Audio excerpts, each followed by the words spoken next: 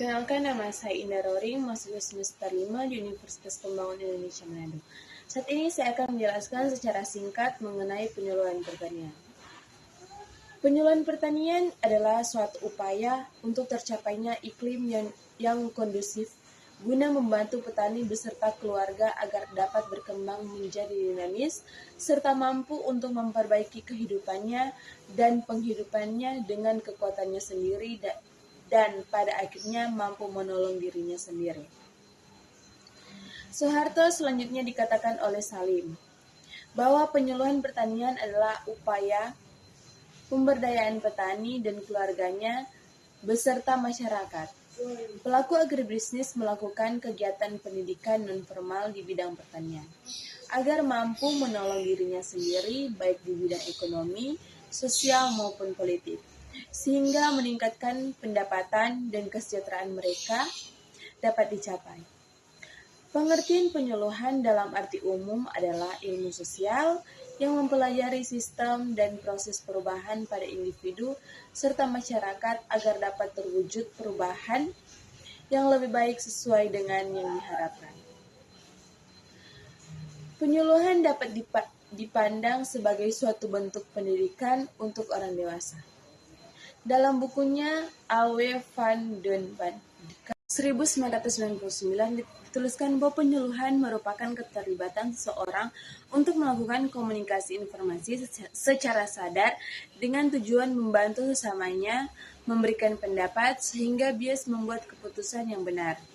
Selanjutnya dalam draft replikasi penyuluhan disebutkan bahwa penyuluhan pertanian adalah kegiatan pendidikan non-formal bagi petani dan keluarganya sebagai wujud jaminan pemerintah atas hak petani untuk mendapatkan pendidikan. Lebih lengkap lagi dijelaskan dalam Undang-Undang Nomor 16 Tahun 2006 tentang Sistem Penyuluhan Pertanian, Perikanan, dan Kehutanan, bahwa pengertian penyuluhan adalah proses pembelajaran bagi pelaku utama serta pelaku usaha agar mau dan mampu menolong dan mengorganisasikan dalam mengakses informasi pasar, teknologi, permodalan, dan sumber daya lainnya. Sebagai upaya mereka meningkatkan produktivitas, efisiensi, usaha, pendapatan, dan kesejahteraan, serta meningkatkan kesadaran dalam pelestarian fungsi lingkungan hidup. Dengan demikian dapat disimpulkan bahwa penyuluhan pertanian adalah kegiatan pendidikan non-formal bagi pelaku utama dan pelaku usaha sebagai jaminan atas hak mendapatkan pendidikan yang diharapkan mampu memanfaatkan sumber daya yang ada guna memperbaiki dan meningkatkan pendapatan, kelayakan beserta keluarganya, dan lebih luas lagi dapat meningkatkan kesejahteraan. Penyuluhan pertanian di Indonesia telah dimulai sejak 17 bulan 5 1887, mendirikan kebun raya Bogor dan memperkenalkan 50 jenis tanaman baru antara lain kelapa sawit, ketela pohon, dan lain-lain. Pada tahun 1831 dilaksanakan sistem tanaman paksa yang memaksa pribumi menanam nilai atau tarum, kopi, gula, dan tembakau. Selanjutnya Direktur kedua Kebun Raya Bogor mendirikan kebun tanaman dagang seluas 75 ha di desa Cikemeu dan menyebar ke seluruh pelosok Indonesia tanaman perkebunan dan tanaman makanan seperti karet, serat, dan berbagai jenis padi, kacang tanah, kedelai, jagung, ubi jalar, dan antela pohon.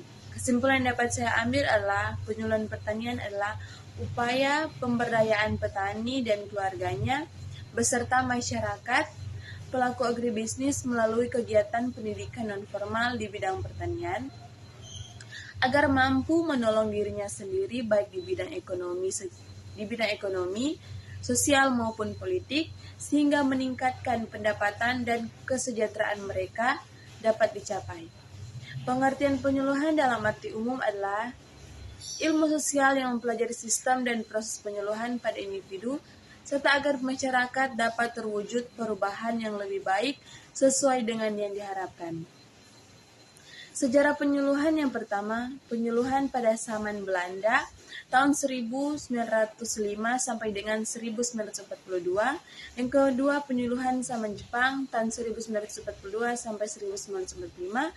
Penyuluhan pada zaman kemerdekaan pada tahun 1945 sampai 1955. Saran saya semoga mahasiswa dapat memahami pentingnya penyuluhan pertanian untuk perkembangan sektor pertanian di Indonesia. Demikian yang dapat saya sampaikan tentang penyuluhan pertanian, kiranya dapat bermanfaat bagi kita semua. Terima kasih.